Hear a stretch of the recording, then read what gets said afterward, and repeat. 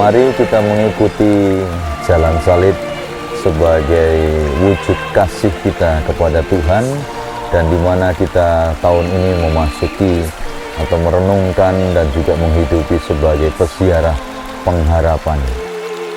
Mari kita mengikuti jalan salib bersama-sama.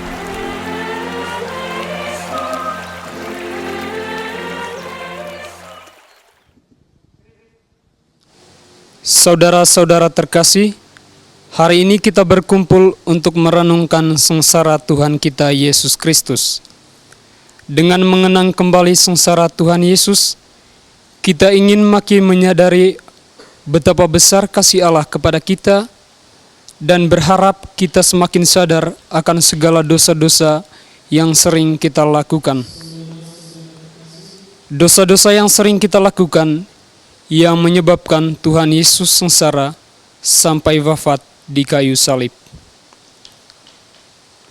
Kami sembah Engkau Kristus di semua gerejamu di dunia, memujimu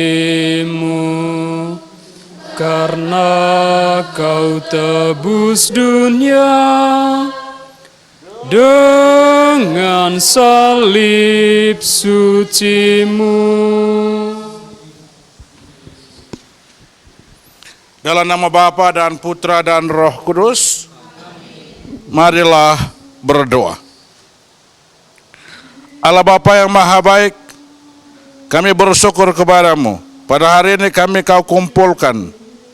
Lewat jalan salib ini kami ingin mengenang kembali Yesus Kristus yang menderita sengsara demi keselamatan kami. Semoga Roh Kudus yang Kau curahkan dalam hati kami membuat kami semakin menyadari betapa besar cinta-Mu kepada kami. Lewat jalan salib ini, teguhkanlah iman kami bahwa hanya Engkaulah yang satu-satunya jalan untuk menuju kepada Bapa. Demi Kristus Tuhan dan pengantara kami. Amin.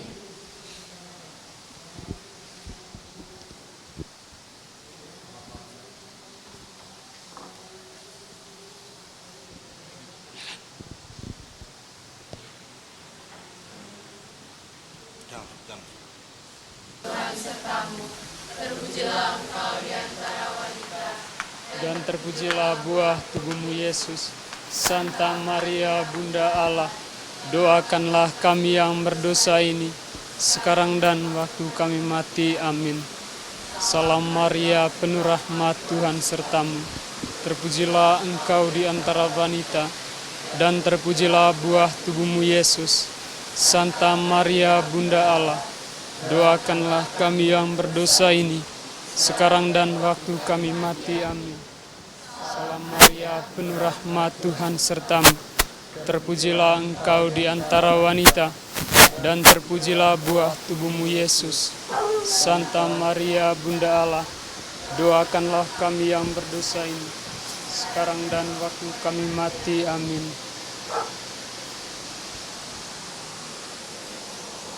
Perhentian pertama, Yesus mengadakan perjamuan terakhir.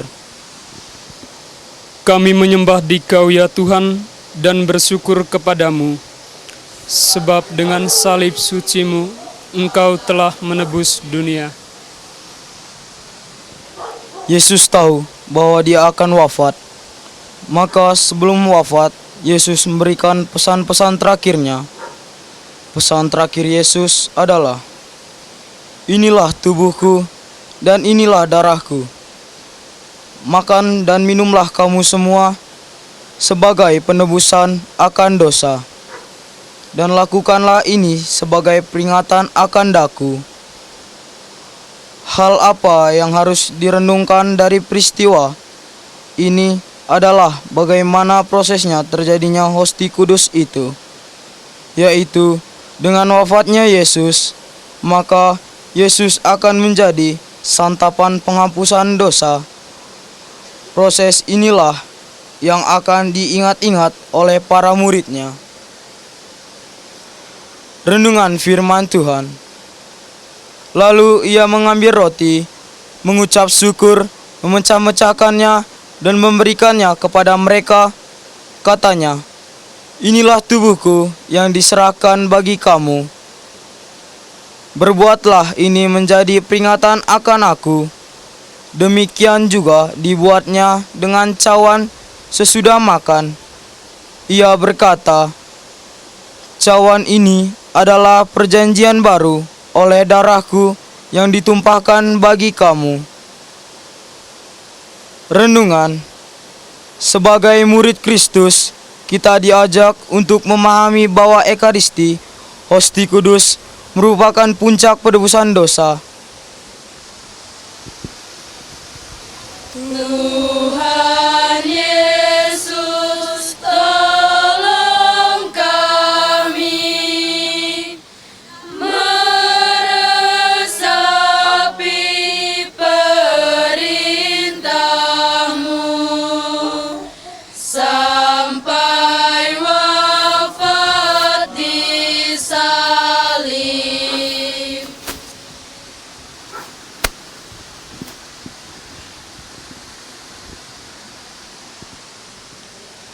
Perhentian kedua, Yesus berdoa di Taman Getsemani. Kami menyembah Dikau ya Tuhan dan bersyukur kepadamu, sebab dengan salib suci-Mu Engkau telah menebus dunia. Di Taman Getsemani, Yesus berdoa, "Ya Bapakku, jikalau sekiranya mungkin, biarlah cawan ini lalu daripadaku. Tetapi janganlah seperti yang kukehendaki, melainkan seperti yang Engkau kehendaki." Yesus menyerahkan semua kuasa keilahiannya kembali kepada Bapa di surga. Di sini, Yesus menyerahkan seluruh hidupnya kepada Bapa dan menjadi manusia biasa seperti kita. Renungan. Kita diingatkan bahwa iman kita kepada Yesus Kristus adalah sebagai Allah dan manusia. Tuhan Yesus, ajar kami mengikuti teladan-Mu, berserah pada Bapa.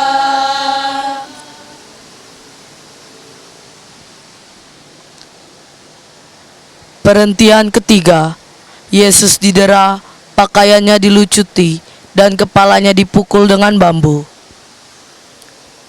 Kami menyembah Dikau ya Tuhan dan bersyukur kepadamu, sebab dengan salib suci-Mu Engkau telah menebus dunia.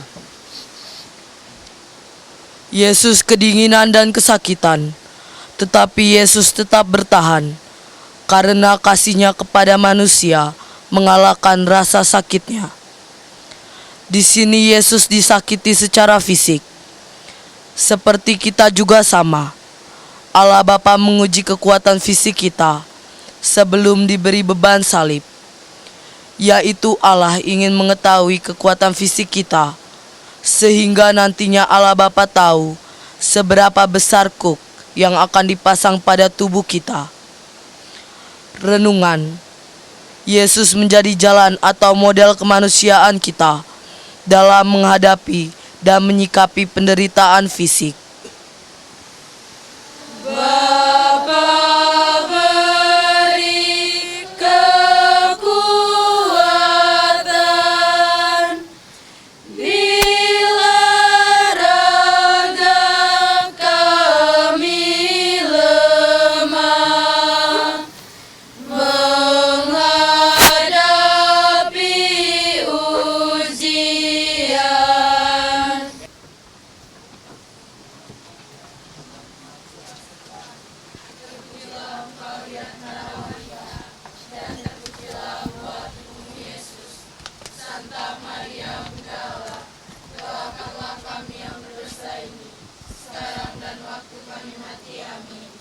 Perhentian keempat.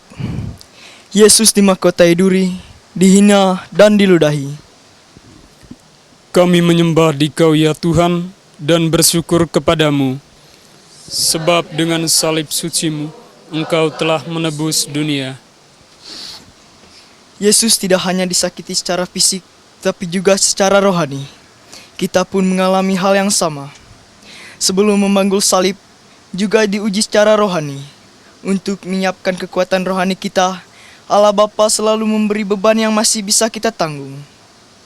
Renungan, seperti Yesus, kita pun ikut mengalami penderitaan yang sifatnya rohani.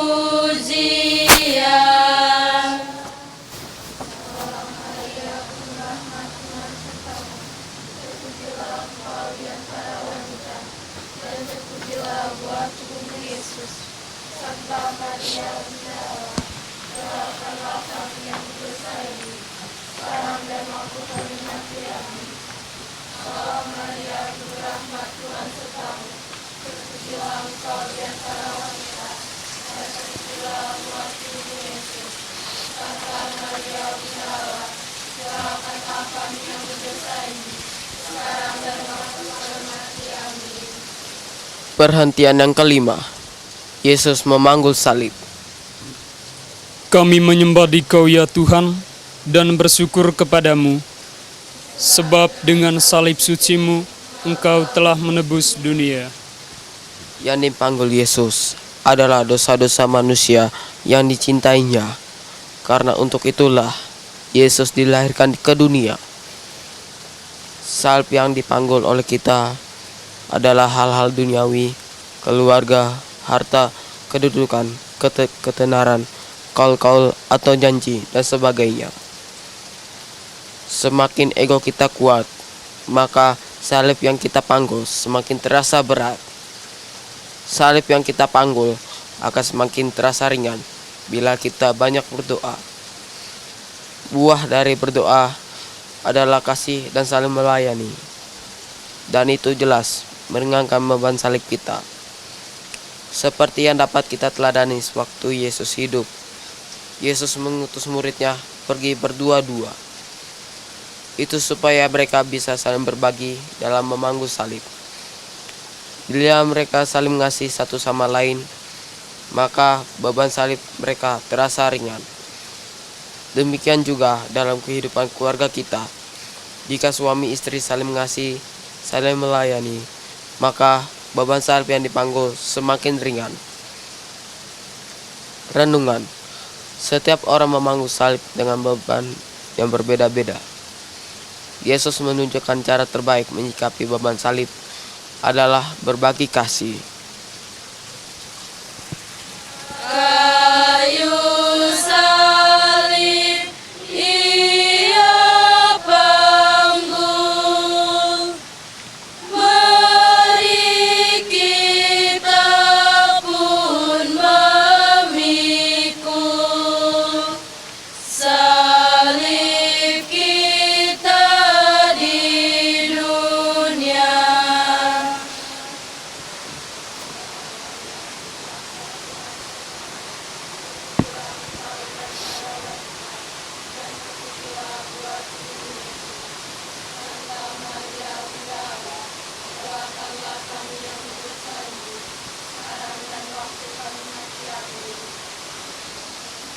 Perhentian ke-6, Yesus jatuh pertama kalinya. Kami menyembah Dikau ya Tuhan dan bersyukur kepadamu, sebab dengan salib suci-Mu Engkau telah menebus dunia. Karena Yesus lelah, haus, ngantuk, maka Yesus jatuh. Tetapi Yesus bangun dan melanjutkan memikul salib. Kita pun karena ego kita, maka kita bisa jatuh. Kita harus bisa bertahan seperti contoh dari Yesus. tidak boleh menaruh dan meninggalkan salib kita, karena ada tertulis, siapa yang mendengarkan firman-Ku dan melaksanakannya, tetapi dia tidak memanggul salibnya, maka dia tidak layak bagiku. Renungan firman Tuhan. Barang siapa tidak memikul salibnya dan mengikut aku, ia tidak layak bagiku. Renungan. Apapun bentuk atau beban salib yang kita pikul, maka kita harus menjalaninya dengan kesetiaan sampai akhir bersama Tuhan Yesus. Bapa, ajar kami ini untuk saling mengasihi dalam memikul salib.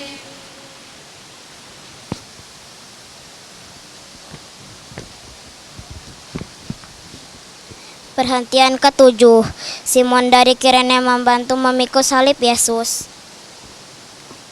Kami menyembah Dikau ya Tuhan dan bersyukur kepadamu, sebab dengan salib suci-Mu Engkau telah menebus dunia. Simon yang baru saja pulang dari kerja dipakai Allah untuk meringankan beban salib Yesus. Padahal di sekeliling Yesus banyak orang yang menyertai Yesus. Tetapi Allah Bapa memilih Simon yang baru saja pulang kerja. Di sini terjadi seperti apa yang difirmankan Yesus. Bukan kamu yang memilih aku, tetapi aku yang memilih kamu. Mengapa Allah memilih Simon? Karena Simon telah tetap memanggul salibnya, yaitu bekerja untuk menafkahi keluarga, sedangkan orang banyak malahan meninggalkan salib mereka demi ingin melihat Yesus. Renungan. Sekalipun beban salib kita terasa berat, itu tidak mengurangi semangat kita berbagi kasih untuk meringankan beban salib sesama. Bapa, pilih kami ini, ringankan beban salib-Mu dengan bantu sesama.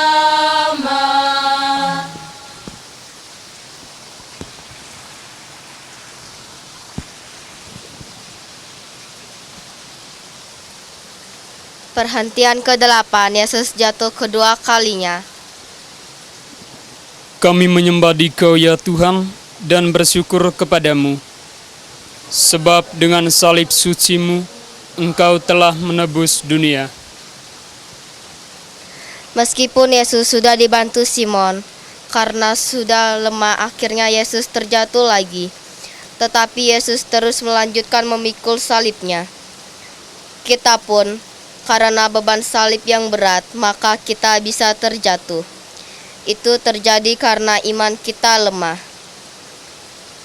Renungan. Hendaklah kita tetap setia sampai akhir dan tidak lari kepada hal-hal lain yang menjauhkan kita dari Tuhan Yesus. Teguhkanlah iman kami untuk saling mengasihi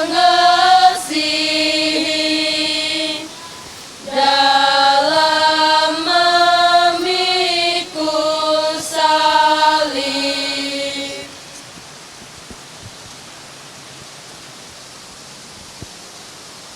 Perhentian ke-9, Yesus jatuh ketiga kalinya. Kami menyembah Dikau ya Tuhan dan bersyukur kepadamu, sebab dengan salib suci-Mu Engkau telah menebus dunia. Yesus kehabisan tenaga, fisiknya lemah lunglai. Tetapi Yesus berusaha terus memikul salib sampai ke Golgota. Kita bisa terjatuh karena kodrat manusia, sementara panggulan salib kita masih belum sampai ke Golgota. Oleh karena itu, kita harus berusaha keras agar bisa menyelesaikannya sampai finish.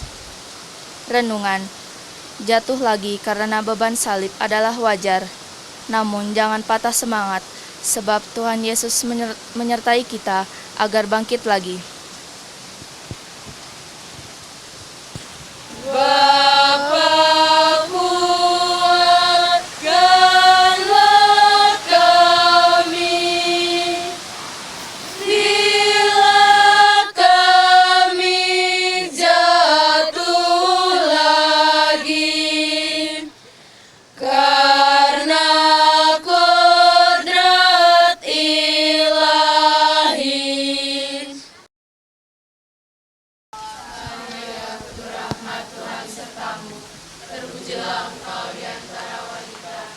Dan terpujilah buah tubuhmu Yesus. Santa Maria Bunda Allah, doakanlah kami yang berdosa ini, sekarang dan waktu kami mati. Amin. Perhentian ke-10. Yesus disalibkan. Kami menyembah Dikau ya Tuhan, dan bersyukur kepadamu, sebab dengan salib suci-Mu, Engkau telah menebus dunia.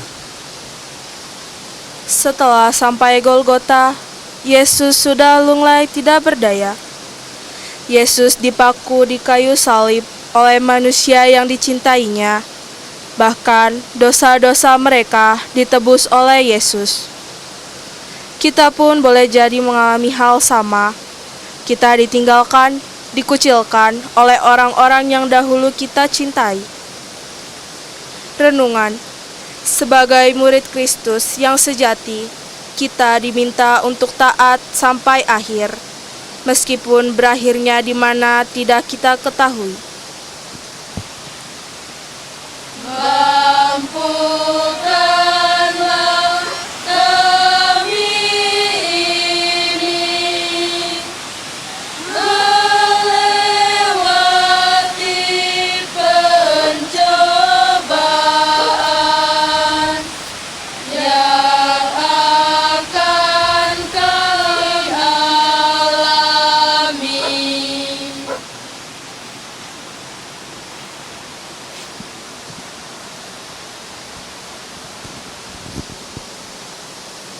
Perhentian ke-11. Yesus mengampuni dari atas kayu salib. Kami menyembah Dikau ya Tuhan, dan bersyukur kepadamu, sebab dengan salib suci-Mu, Engkau telah menebus dunia. Sebelum wafat, Yesus mengampuni orang-orang yang menyalibkan Dia, orang-orang yang Ia cintai, yaitu dengan firman, "Ya Bapa, ampunilah mereka, sebab mereka tidak tahu apa yang mereka perbuat." Yesus memberi contoh kepada kita bahwa kita nanti akan disalibkan juga oleh orang-orang di sekeliling kita yang kita cintai, dan dari atas kayu salib, Yesus mengampuni dosa-dosa orang yang menyalibkannya.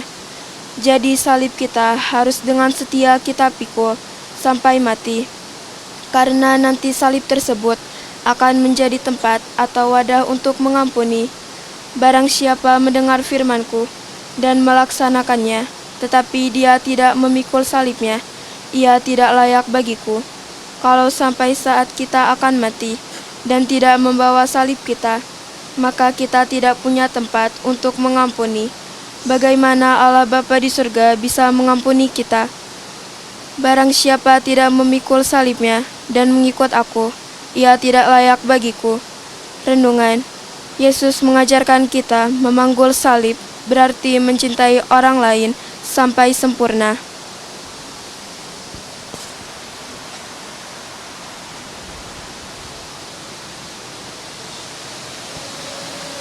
Beri kami rahmat-Mu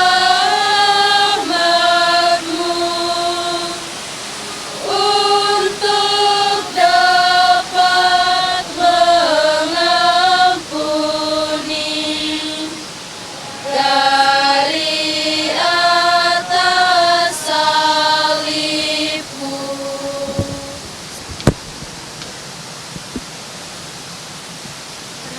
ke-12. Yesus wafat di kayu salib. Kami menyembah Dikau ya Tuhan dan bersyukur kepadamu, sebab dengan salib suci-Mu Engkau telah menebus dunia. Yesus wafat di kayu salib, yang berarti bahwa tubuh Yesus yang wafat telah berubah menjadi hostia kudus dan menjadi santapan penghapus dosa.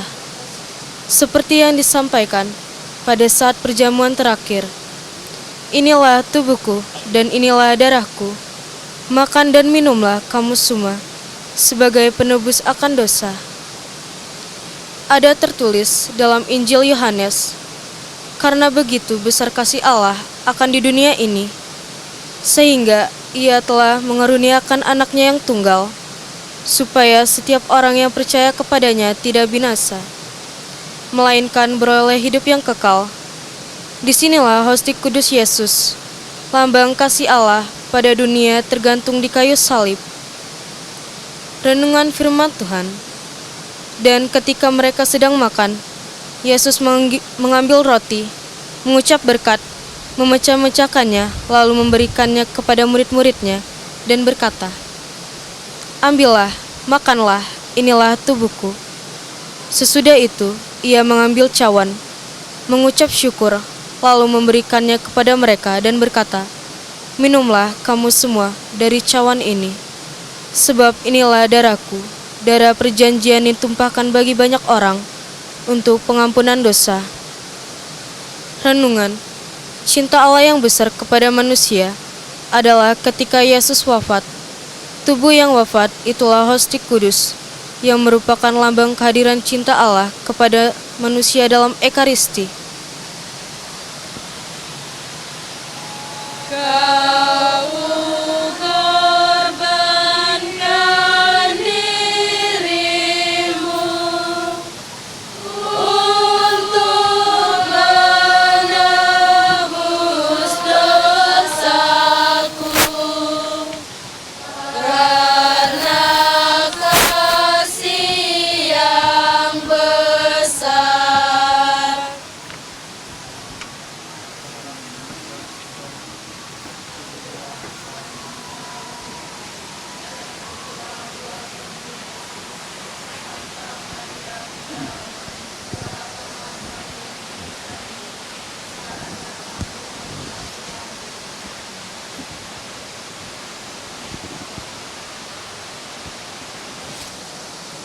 Perhentian yang ke-13.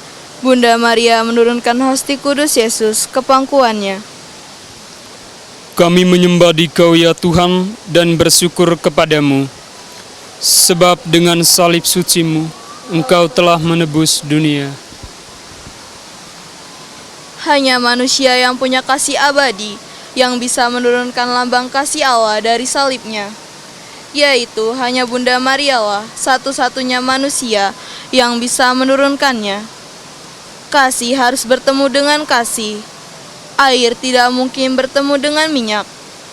Bunda Maria yang hampir seumur hidupnya mengorbankan dirinya untuk terselenggaranya penggenapan nubuat Allah pada dunia.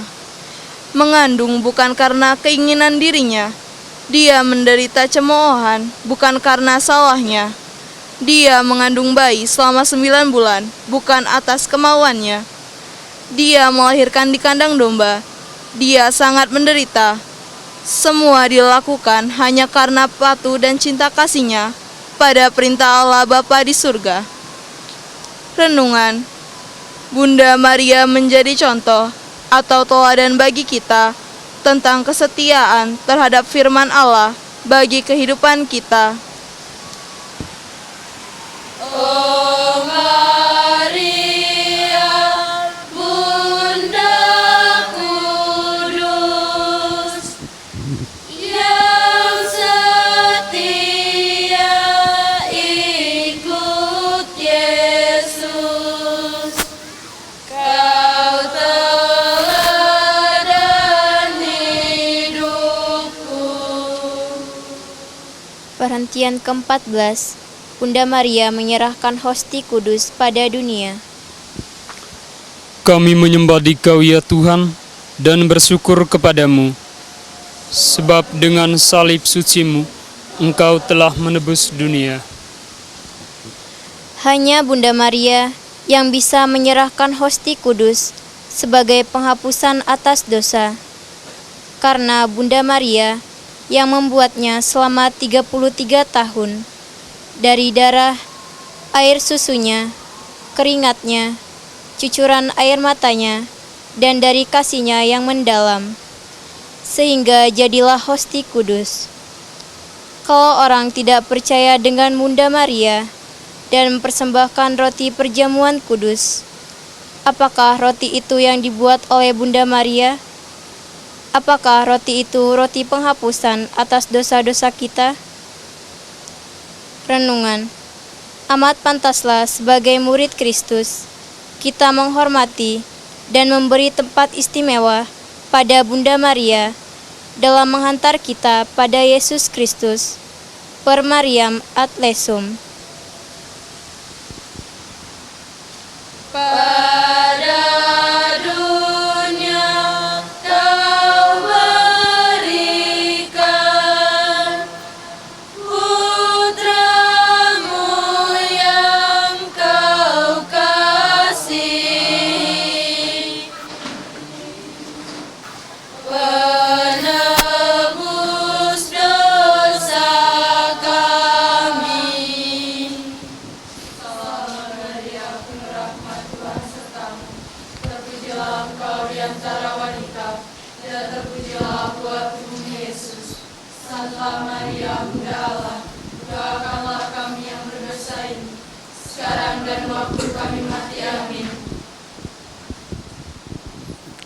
Perhentian ke-15, Yesus, Bunda Maria dan Santi Yosef naik ke surga. Kami menyembah Dikau ya Tuhan dan bersyukur kepadamu. Sebab dengan salib suci-Mu Engkau telah menebus dunia. Ya Yesus, dengan hati kudus-Mu terangilah jalan kami di dunia, sehingga bila saatnya nanti kami bisa bertemu denganmu di surga. Amin. Tuhan Yesus, berkatilah kami semua. Satu-satunya jalan ke rumah Bapa hanya dengan mengikuti jejak-jejak putranya yang pulang ke rumah Bapanya.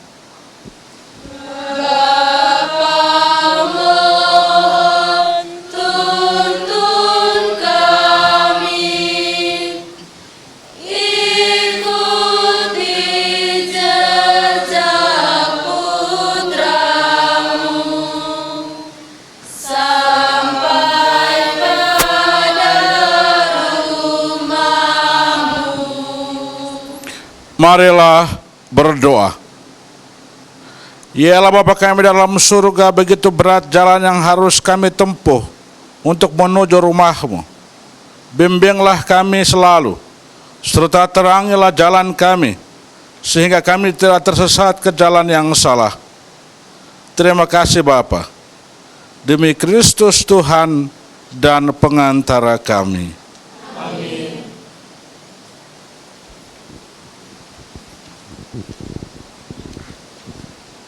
Semoga Tuhan beserta kita. Sekarang dan selama-lamanya. Semoga kita semua, orang-orang yang kita doakan dan mereka yang kita janjikan doa, keluarga kita masing-masing, seluruh hidup dan pekerjaan kita senantiasa dilindungi, dibimbing, dan diberkati oleh Allah yang Maha Kuasa, dalam nama Bapa dan Putra dan Roh Kudus. Amin. Dengan ini jalan salib Ekaristi kita telah selesai. Syukur kepada Allah. Marilah kita pergi membawa damai dan sukacita Allah. Amin. Kami sembah Engkau Kristus di semua gereja-Mu di dunia, memuji-Mu karena Kau